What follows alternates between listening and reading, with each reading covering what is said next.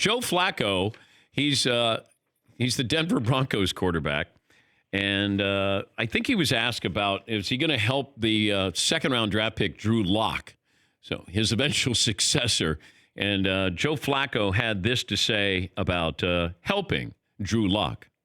I got so many things to worry about. I'm trying to go out there and play good football. I'm trying to go out there and play the best football of my life. As far as a time constraint and all that stuff, I'm not worried about developing guys or any of that. That is what it is. And like I said, I hope he does develop. But I don't look at that as my job. My job is to go win football games for this football team. It is. Week to week, it's his job to be prepared to win a game, and Drew Lock has to help Joe Flacco prepare for that game. I would hope, by proxy, Drew Lock could watch Joe Flacco be a professional quarterback. And what he does, how he prepares, maybe Drew Lock's a more talented quarterback, more athletic than Joe Flacco. But Joe Flacco is a professional quarterback, and he will prepare for the way that you're supposed to, and Drew Lock should be watching that. That's how he should be gleaning any kind of advice here. I don't know if Joe Flacco says, let me put my arm around the little buckaroo and say, hey, you know what? This is what you need to do. Favre didn't do it for Aaron Rodgers. And I probably made more of a big deal about that because I thought, gosh, your place in history is so secure. But in his mind, he wasn't secure because they brought in Aaron Rodgers, and he had a problem with that. And instead of saying, hey, let me help you out a little bit to take my job, he didn't help him at all. Whereas Alex Smith helped Patrick Mahomes in Kansas City. But I think Alex Smith knew, and he should have known, his days were numbered there, and he did help him, according to Patrick Mahomes. Joe Flacco doesn't need to help Drew Lock. Joe Flacco needs to save his job, to go out and prove he can play. It's not one of those where he goes, I'm so secure here. If this was Baltimore, even in Baltimore, Joe Flacco with Lamar Jackson, I doubt he said, come here, Lamar, let me help you here. Let me help you take my job here. Yep, see. It does seem like an oddly insensitive or not aware question to ask the guy who was just replaced by another guy. Hey, so how are you going to help this guy replace you too? Yes, Paulie.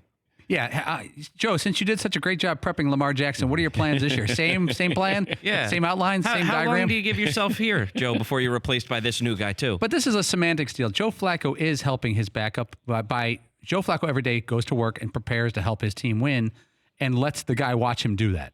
Watch me. That's how you prepare a kid, Drew Lock. I don't have to, go to your house and watch tape with you on Monday night. I got a family to tend to.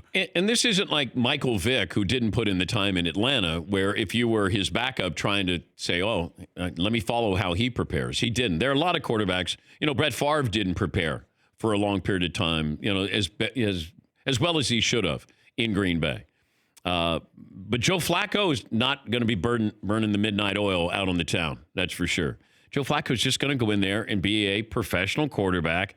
And how long does it last? Maybe this year, maybe next year. But that's it. Here's Flacco talking about he's not selfish. I'm not a selfish person, I don't think.